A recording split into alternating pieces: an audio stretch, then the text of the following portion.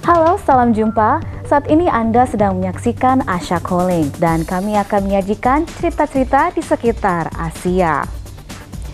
Dalam Asia Calling kali ini, protes sengketa lahan yang langka di Burma Utara, perburuan hiu di Laut Indonesia, kehidupan di kolong jembatan, dan peringatan Hari Penghilangan Paksa Internasional.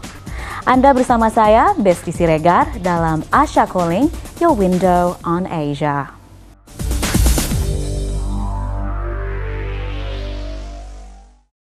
Pembangunan tambang tembaga dari perusahaan swasta yang disokong pemerintah di Burma Utara telah memaksa ratusan petani dan keluarga mereka pindah. Di balik kesepakatan tersebut, ada perusahaan yang berhubungan erat dengan militer Burma dan perusahaan senjata asal Cina. Para petani Burma kini berani bersuara. Mereka tengah menguji kebebasan berekspresi yang baru mereka peroleh. Kasus seperti ini juga bermunculan di banyak tempat. Nightwind melaporkan dari Burma Utara.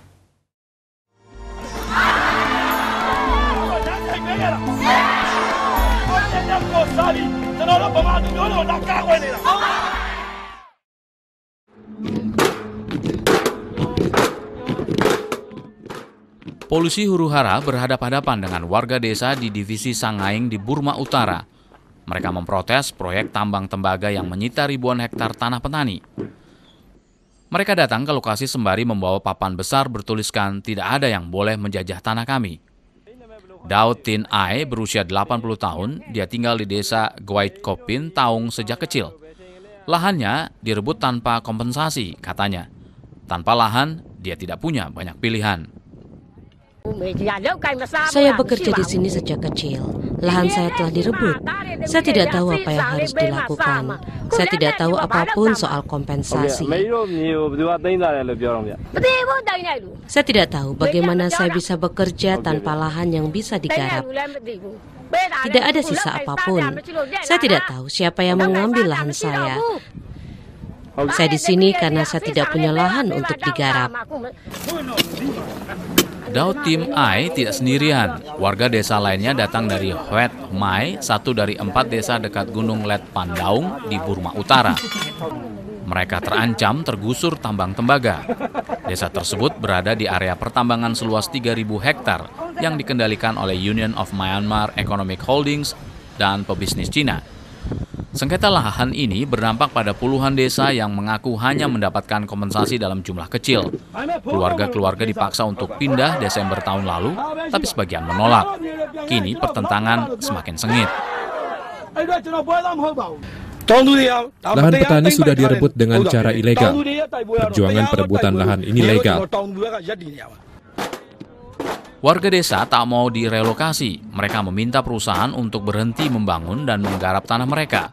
Perusahaan juga diminta membuka lagi kuil Buddha yang ditutup karena proyek pertambangan ini.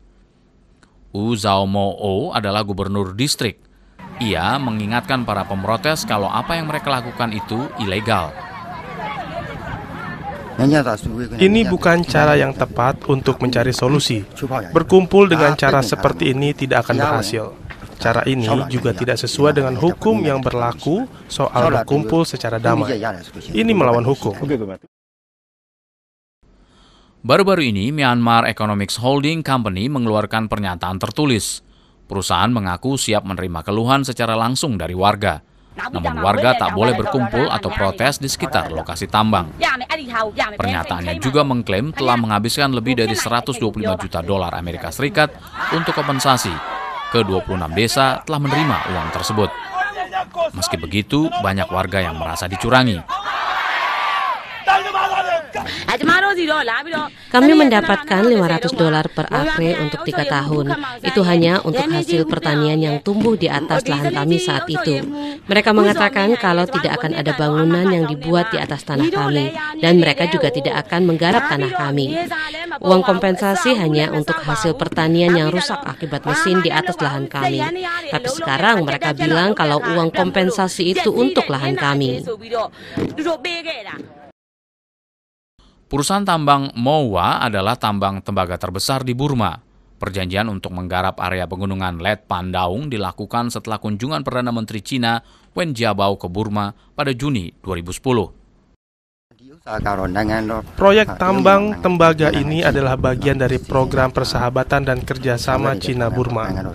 Ini adalah proyek pemerintah. Pemerintah telah memberi wewenang pada Union of Myanmar Economic Holdings masa pembangunan lahan selama 60 tahun.